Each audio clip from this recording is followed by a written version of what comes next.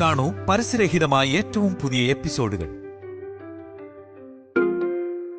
മോളെ, നന്ദി പറയേണ്ടതും സ്തുതിക്കേണ്ടതും മൂകാംബിക ദേവിയെ തന്നെയാ ബേട്ടി. ഓ, അവന്റെ പഴയ കളിയും ചിരിയും എല്ലാം ഞാൻ വീണ്ടും കണ്ടു. സൗപർണികയിൽ വെച്ച് ഞാൻ ചോദിച്ച ചോദ്യത്തിന് ഏട്ടൻ എനിക്ക് ഉത്തരം തന്നത് കൊടിജാത്രയുടെ മുകളിൽ സർവന്യപീഠത്തിൽ വെച്ച ആ നിമിഷം ഞാൻ സ്വയം മറന്നുപോയി. സൗപർണികയുടെ കരയിൽ വെച്ച് നീ എന്നോട് ചോദിച്ചില്ലേ ഞാൻ വേറെ ആരെങ്കിലും സ്നേഹിച്ചിരുന്നോ എന്ന്?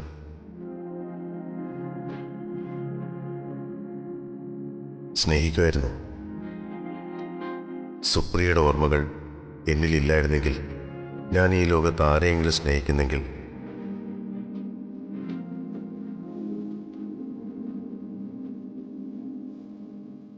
അത് നിന്നെ മാത്രമായിരുന്നു.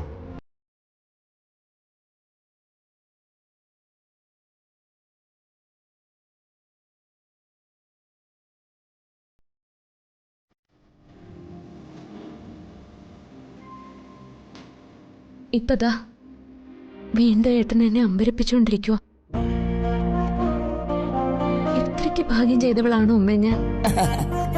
ബേട്ടി, സ്വർണം ശുദ്ധിയാക്കി എടുക്കുന്നത് തീയിൽ ഉരുക്കിയെടുത്തിട്ടാ. വിലപിടിപ്പുള്ള ഡയമണ്ട്സ് കിട്ടുന്നതേ ഒരുപാട് കഷ്ടപ്പെട്ടിട്ടാ. നിനക്കിപ്പോ കിട്ടിയതേ ഡയമണ്ടാ, നിന്റെ ഹസ്ബൻഡ്. ഇപ്പൊ അവൻ നിന്നോട് കാണിക്കുന്നല്ലോ നീ അനുഭവിച്ച കണ്ണീരിന്റെ റിസൾട്ടാ. ഇനി അവന്റെ ലൈഫ് നിനക്ക് വേണ്ടി മാത്രമായിരിക്കും. ഇപ്പോഴാ അവനൊരു ഹസ്ബൻഡ് ആയത്. സന്തോഷം കൊണ്ട് എനിക്ക് എന്താ ചെയ്യേണ്ടെന്നറിയില്ല അമ്മ. സന്തോഷായി ബേട്ടി, ബട്ട് കൺട്രോള് കളയരുത്. ആ 7 ഡേയ്സില് എല്ലാം നിന്റെ കൺട്രോളിലാ ബേട്ടി. അമ്മ പേടിക്കണ്ട അമ്മ. അമ്മയുടെ മോൻ അത്രയ്ക്ക് തല്ലിപ്പൊളിയൊന്നുമല്ല.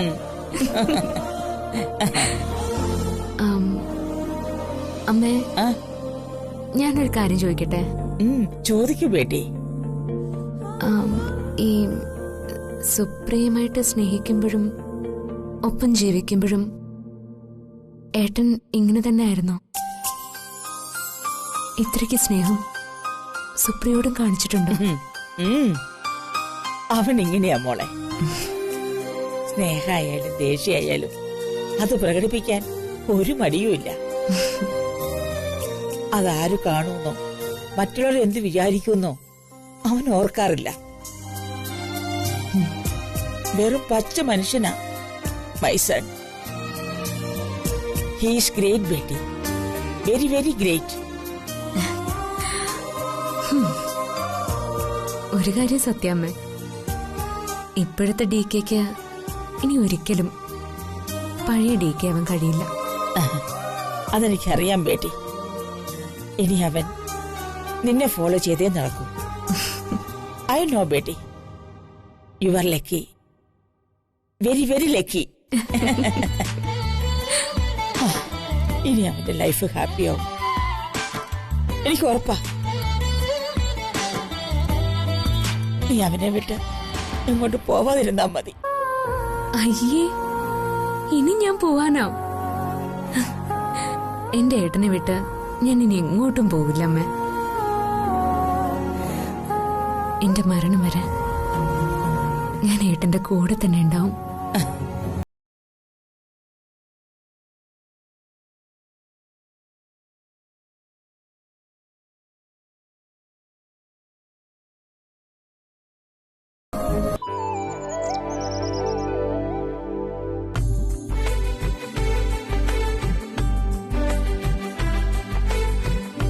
സർ. അർജുൻ, നിങ്ങൾ 2 ദിവസം ലീവ് ചോദിച്ചില്ലേ? സാർ, അത് വൈഫിനെയും കൊണ്ട് ഹോസ്പിറ്റലിൽ പോകാനായിരുന്നു. ഞാൻ ചെല്ലാത്തോണ്ട് വൈഫ് അമ്മയും കൂട്ടി പോയി. ഓ, ഐ എം സോറി, ഞാനത് അറിഞ്ഞില്ല. ഒരു കാര്യം ചെയ്യാം അർജുൻ, നാളെ മുതൽ ഒരു 2 ദിവസം ലീവ് എടുത്തു. വൈഫിന്റെയും ഫാമിലിയുടെയും കൂടെ 2 ദിവസം നിന്നിട്ട് വന്നാൽ മതി. Thank you sir.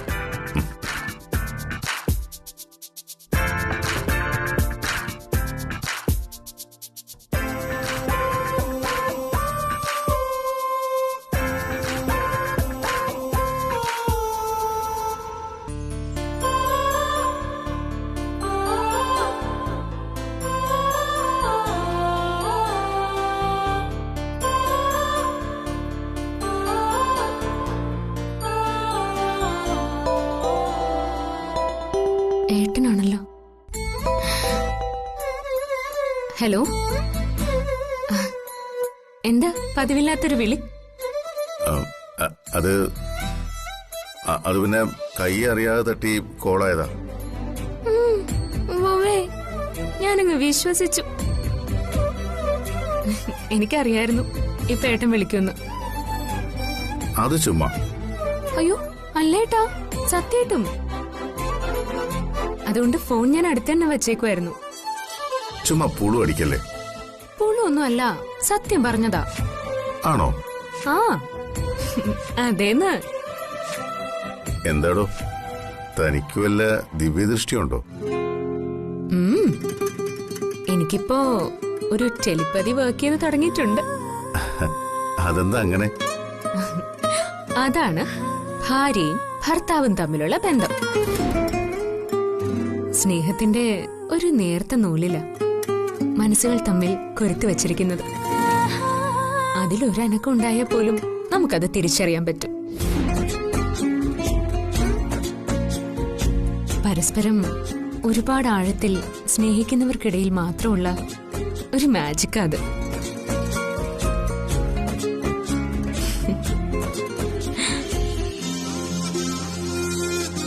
പിന്നെ എന്താ? എനിക്ക് ഇയാളെ വല്ലാതെ മിസ് ചെയ്യുന്നു. എന്തോ ഒരു നഷ്ടം സംഭവിച്ച പോലെ. ആ, അത് സൂക്ഷിക്കണം. ആ നഷ്ടം ഇനിയും കൂടും. ആണോ? എന്നാ പിന്നെ അതങ്ങനെ കൂടട്ടെ.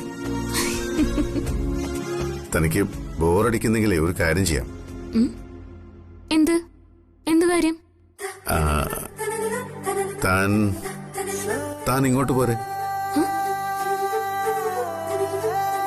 ഇവിടെ ആവുമ്പോ ആരുടെ ഒരു ശല്യവും ഇല്ല. നമുക്ക് എന്തേലും മിണ്ടിയും പറഞ്ഞിരിക്കാം. ഞാൻ വരും.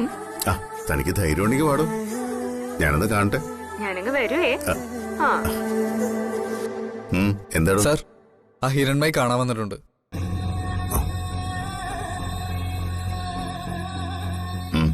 വരാൻ പറയും. ശരി സാർ. എന്താ ഏട്ടാ, എന്തു പറ്റി? ഏയ് ഒന്നുമില്ല, ഞാൻ പിന്നെ വിളിക്കാം.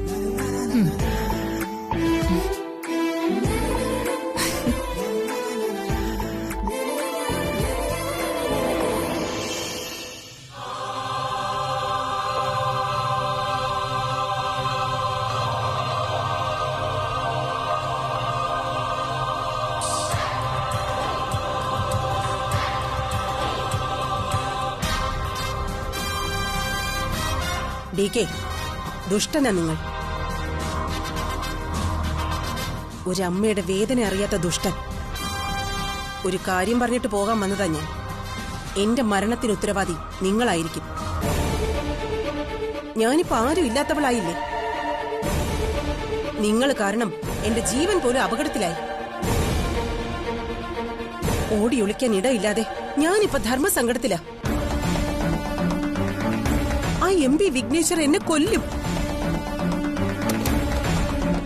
മനഃപൂർവ്വം നിങ്ങളെ ദ്രോഹിക്കാൻ ഞാൻ ഒന്നും ചെയ്തിട്ടില്ല. നിങ്ങളുടെ മകളുടെ ജീവിതം സന്തോഷമാകാൻ വേണ്ടിയാ ഞാൻ അങ്ങനെ ചെയ്തത്. ഡി കെ, നിങ്ങൾ എന്റെ മകളെ തിരിച്ചു തരണം.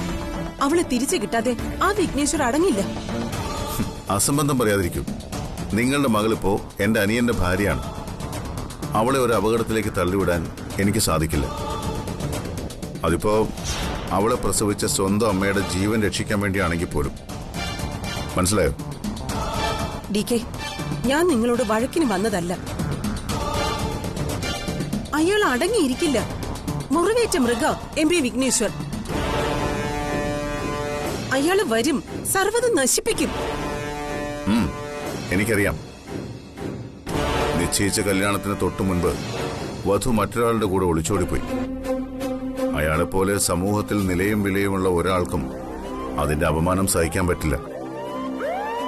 മകന്റെ വിവാഹം കാണാൻ എത്രയോ കാലമായി കാത്തിരിക്കുന്ന വിഘ്നേശ്വരന്റെ അമ്മ ഇതേ തുടർന്ന് ഹൃദയാഘാതം വന്ന് മരിച്ചു. അതും ഞാൻ അറിഞ്ഞു. അയാളെ അപമാനിച്ചവളോടും കുടുംബത്തോടുമുള്ള പക തീർക്കാൻ MP വിഘ്നേശ്വർ വരും. എനിക്കറിയാം.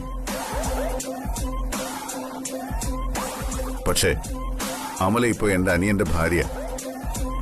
നിങ്ങൾക്ക് അയാളെ തടഞ്ഞു നിർത്താൻ കഴിയില്ല DK. അയാള് നശിപ്പിക്കും, എല്ലാം നശിപ്പിക്കും. ഇത്രയ്ക്ക് ദുഷ്ടനായ ഒരാൾക്കാണോ സ്വന്തം മകളെ വിവാഹം കഴിച്ചു കൊടുക്കാൻ നിങ്ങൾ പ്ലാൻ ചെയ്തത്? അതിനൊക്കെ എനിക്ക് എന്റേതായ കാരണങ്ങളുണ്ട്. അതൊന്നും ഇപ്പൊ പോസ്റ്റ്മോർട്ടം ചെയ്യാനുള്ള സമയമല്ല. നിങ്ങൾ അയാളെ വല്ലാതെ ഭയക്കുന്നു. ഒരു കാര്യം ഞാൻ ഉറപ്പുതരാം, എന്റെ അനിയന്റെ ഭാര്യയുടെ അമ്മയാണ് നിങ്ങൾ. നിങ്ങളുടെ ജീവനോ സ്വത്തിനോ ഒരു കുഴപ്പവും സംഭവിക്കില്ല. അത് ഞാൻ ഉറപ്പുതരാം. നിങ്ങളുടെ ഉറപ്പിന്റെ ആവശ്യം എനിക്കില്ല. നിങ്ങൾക്ക് എന്നെ രക്ഷിക്കാനും കഴിയില്ല. ദേ, സ്വന്തം കുടുംബത്തിന്റെ നാശ നിങ്ങൾ വിളിച്ചു വരുത്തുന്നത്. മുന്നറിയിപ്പിന് നന്ദി. പക്ഷേ എന്റെ ജീവനേക്കാൾ വലുതായി ഞാൻ കരുതുന്ന എന്റെ കുടുംബത്തെ നശിപ്പിക്കാൻ ഒരുത്തൻ ഇറങ്ങി പുറപ്പെട്ട അവൻ എത്ര വലിയവനായാലും ഞാൻ കയ്യും കെട്ടി നോക്കി നിൽക്കുമെന്ന് നിങ്ങൾ വിചാരിക്കണ്ട. നേരിട്ട് കാണുന്നെങ്കിലോ ഒന്ന് പറഞ്ഞു കൊടുത്തേക്ക്. ഇനി എനിക്ക് നിങ്ങളോടൊന്നും പറയാനില്ല. ഇനി സംഭവിക്കുന്നതിന്റെ എല്ലാം പൂർണ്ണ ഉത്തരവാദിത്തം നിങ്ങൾക്ക് മാത്രമായിരിക്കും. എന്റെ മകള്, അവക്ക് വേണ്ടിയാ ഒരു ജന്മം മുഴുവൻ ഞാൻ ജീവിച്ചത്. എന്റെ എല്ലാ ആഗ്രഹങ്ങളും ഞാൻ മാറ്റിവെച്ചതും അവക്ക് വേണ്ടി മാത്രം. എന്നിട്ടും അവൾ എന്നെ ചതിച്ചു. എനിക്ക് പരാതിയൊന്നുമില്ല. നിങ്ങൾ ആഗ്രഹിച്ചതും നിങ്ങൾക്ക് നഷ്ടപ്പെട്ടതും നേടിയെടുക്കാൻ നിങ്ങൾ അവളെ ഉപകരണമാക്കി. ആ പെൺകുട്ടിയുടെ മനസ്സും ഇഷ്ടവും നിങ്ങൾ മനസ്സിലാക്കിയില്ല. ഒരു കാര്യം ഞാൻ ഉറപ്പുതരാം, നിങ്ങളുടെ മകളുടെ ഭാവി ജീവിതം സുരക്ഷിതമായിരിക്കും. അവളുടെ ജീവന് ഒരാപത്തും സംഭവിക്കാതെ ഞാൻ സംരക്ഷിച്ചോളാം. DK, അതല്ല ഞാൻ പറഞ്ഞു വന്നത്. ഇനി ഒന്നും കേൾക്കാൻ എനിക്ക് താല്പര്യമില്ല.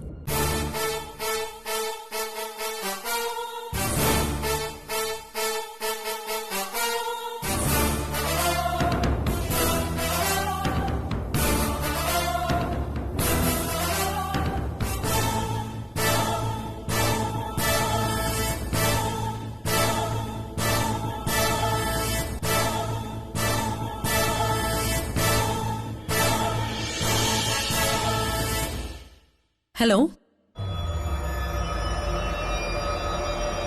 ഹലോ, ആരാ? ഹലോ, ഫോൺ വിളിച്ചിട്ട് എന്തിനാ മിണ്ടാതിരിക്കുന്നത്? നിങ്ങൾ ആരാ?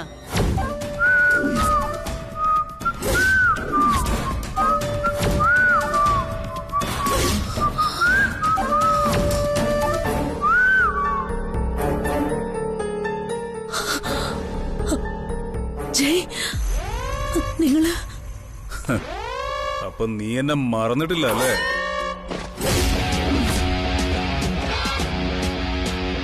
അതെങ്ങനെ? മറക്കാൻ കഴിയുന്ന ബന്ധമല്ലല്ലോ നമ്മൾ തമ്മിലുള്ളത്. ക്ഷേത്രത്തിൽ വെച്ച് നിന്നെ കൊല്ലാൻ ശ്രമിച്ചത് എന്റെ പിള്ളേരാ.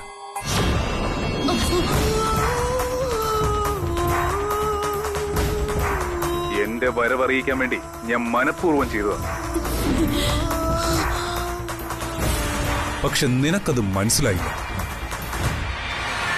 ജയ്, എന്നെ ഉപദ്രവിക്കരുത് പ്ലീസ്. ഞാനിപ്പോ സമാധാനമായിട്ട് ജീവിക്കാം. എന്റെ സമാധാനം കളയരുത്. 9 കൊല്ലമായി ഞാൻ സമാധാനമായിട്ടൊന്ന് ഉറങ്ങിയിട്ട്. ഓർമ്മയുണ്ടോ നിനക്ക്? ഇന്ന് ഞാൻ ജയിലിൽ നിന്ന് ഇറങ്ങി.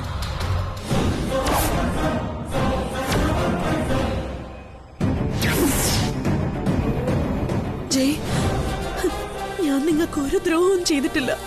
എന്റെ നഷ്ടങ്ങളൊന്നും എനിക്കെങ്ങനെ മറക്കാൻ കഴിയുന്നതല്ല. അതിനുള്ള നഷ്ടപരിഹാരമല്ല നിന്നിൽ നിന്ന് തന്നെ ഞാൻ ഈടാക്കും. ജയ് പ്ലീസ്. എനിക്ക് നിന്നൊന്ന് കാണണം. ഞാൻ വരുന്നുണ്ട് നിന്റെ ഭർത്താവിന്റെ വീട്ടിലേക്ക് നിന്നെ കാണാൻ. ജയ് വേണ്ട, ദയവേത് നിങ്ങൾ ഇവിടേക്ക് കയറി വരരുത്. എന്റെ ജീവിതം തകരും. ഇന്ന് നിനക്കുള്ളതെല്ലാം തകർത്ത് തരിപ്പണമാക്കും ഞാൻ.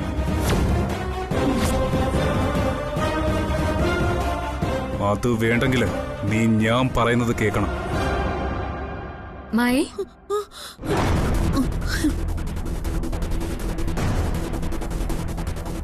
മായ, എന്താ എന്താ മുഖമില്ലാതിരിക്കുന്ന? ആരാ ഫോണില്? അത് എന്റെ ഒരു പഴയ ഫ്രണ്ടാ. അതിനെന്തിനാ ഇത്രയ്ക്ക് ടെൻഷനാവുന്നേ? ഏയ്, എനിക്കൊരു ടെൻഷനുമില്ല. അവളുടെ ഒരു പ്രോബ്ലം പറയാൻ വിളിച്ചതാ, അതാ. ശരിയേ? അല്ല,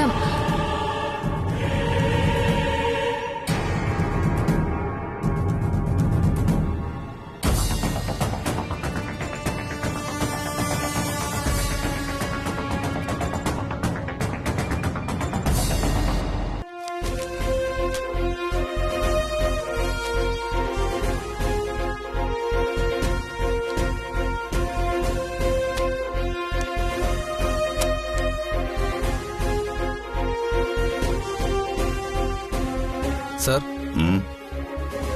സാറിന് ഫുഡ് എടുത്തു വെക്കാൻ പറയട്ടെ? ആ, ഞാൻ പറഞ്ഞിട്ട് മതി. താൻ പോയി കഴിച്ചോ. സാർ, ആ, പൊയ്ക്കോടോ.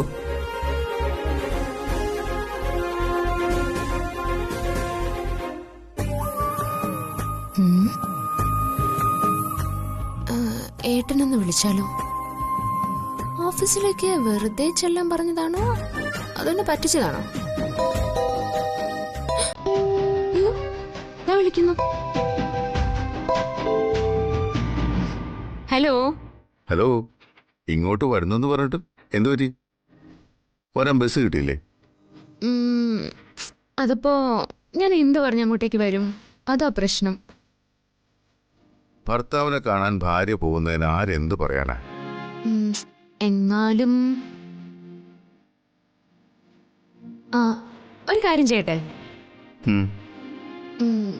ഏട്ടന് ഞാൻ ആഹാരം കൊണ്ടുവരട്ടെ? ഹലോ, ഇത് റെസ്റ്റോറന്റ് ആണ്.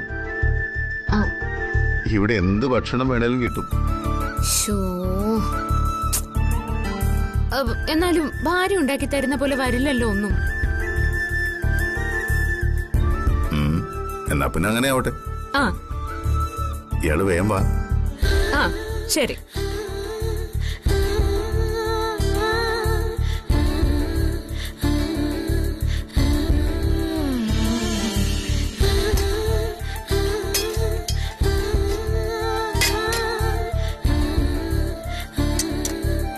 നീ എന്താ ചെയ്യുന്നത്? ഇത് ആർക്ക് കൊടുക്കണേ കാരിയർ? എന്റെ ഭർത്താവിന്. അദ്ദേഹത്തിന് കഴിക്കാൻ ആഹാരം കൊണ്ട് ഓഫീസിലേക്ക് പോവാ. കേട്ടില്ലേ മായച്ചി? ഭർത്താവിന് ആഹാരം കഴിക്കാൻ കാരിയറിൽ കൊണ്ടുപോവാണെന്ന്. എത്ര നല്ല ഭാര്യ അല്ലേ? മണ്ടത്തരം പറയുന്നതിനെ ആരും ഒന്നും പറയില്ല. പക്ഷെ പുറത്തിറങ്ങിയത് കാണിച്ച ആളുകൾ നിനക്ക് ഭ്രാന്താണെന്ന് പറയും. നിന്റെ ഭർത്താവ് രാവിലെ ജോലിക്ക് പോയിരിക്കുന്നതേ തടിമില്ലിലേക്കോ സർക്കാർ ഓഫീസിലേക്കോ അല്ല, റെസ്റ്റോറന്റിലേക്കാ. ജ്യോതി, ഡി കെ സാധാരണ റെസ്റ്റോറന്റിലെ ഫുഡ് തന്നെ കഴിക്കുന്നു. ഡി കെ ടേസ്റ്റ് ചെയ്ത് നോക്കിയിട്ടേ ഫുഡ് ആളുകൾക്ക് സെർവ് ചെയ്യ പോലും ഉള്ളൂ. അതൊക്കെ എനിക്കറിയാം. പക്ഷെ ഇന്ന് എന്റെ ഭർത്താവ് ഞാൻ കൊണ്ടു ചെല്ലുന്ന ഭക്ഷണം മാത്രം കഴിച്ചാൽ മതി. അദ്ദേഹം ഞാൻ ചെല്ലുന്നതും കാത്തിരിക്കുക. അപ്പൊ ഇത് ആഹാരം കൊടുക്കാനുള്ള പോക്ക് മാത്രല്ല, പ്രേമരംഗങ്ങളൊക്കെ അമരാവതിയിൽ മാത്രം പോരെ അമ്മായിയമ്മേ? കുശുംബി, അമ്മായിയമ്മയെ കളിയാക്കുക. അവിടെ റെസ്റ്റോറന്റില് എല്ലാ ഭക്ഷണവും ഉണ്ടെന്ന് എനിക്കറിയാം. പക്ഷേ ഇല്ലാത്തതായിട്ട് ഒന്നുണ്ട്. എന്ത്? എന്താ അവിടെ ഇല്ലാത്തത്? ഷെഫിനോട് പറഞ്ഞ ഡി കെക്ക് എന്താ ഉണ്ടാക്കി കൊടുക്കാത്തത്? പക്ഷേ സ്വന്തം ഭാര്യയുടെ കൈപുണ്യം കൊണ്ട് സ്നേഹത്തോടെ ഉണ്ടാക്കിയ ഭക്ഷണം അവിടെ കിട്ടുമോ മരുമക്കളെ? ഇല്ല. ഇതേ ഞാൻ എന്റെ സ്വന്തം കൈകൊണ്ടുണ്ടാക്കിയ ചുട്ടരച്ച തേങ്ങാ ചമ്മന്തിയും ഉള്ളിത്തീയലും ഒക്കെയാ. ഇതൊക്കെ ഉണ്ടാക്കി കൊണ്ടുവരാൻ ഡി കെ നിന്നോട് പറഞ്ഞോ? പറഞ്ഞു. DKക്ക് ഏറ്റവും ഇഷ്ടമുള്ള 2 ഐറ്റങ്ങളാ ഈ ചമ്മന്തിയും ഉള്ളിത്തീയലും. അല്ലേ? അതെ. പുത്തനച്ചി പുരപ്പുറം തൂക്കും നാ പറഞ്ഞു കേട്ടിട്ടുള്ളത്. എന്നും വേണം ഈ സ്നേഹം.